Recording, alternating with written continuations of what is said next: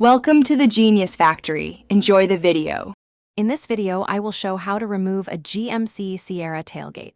First, gather your tools, including a T30 Torx bit and a flathead screwdriver.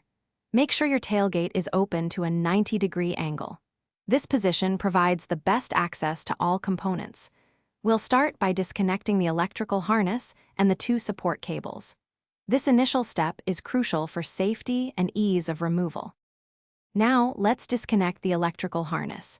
Use your flathead screwdriver to gently pry open the clip, securing the harness on the driver's side. Once released, carefully pull the harness free. Next, unclip both support cables from the truck bed. These cables simply unhook. Make sure to tuck the electrical harness safely away so it doesn't get caught during the next steps. With the cables and harness disconnected, you're ready to remove the tailgate. Lift the tailgate straight up about 3 to 4 inches. This action disengages the passenger side hinge. Then, slide the entire tailgate to the right, away from the truck, to clear the driver's side hinge. It's highly recommended to have a second person assist you, as the tailgate can be quite heavy. Reinstalling your GMC Sierra tailgate is essentially the reverse of removal. Carefully align the driver's side hinge first, then lower the tailgate to engage the passenger side.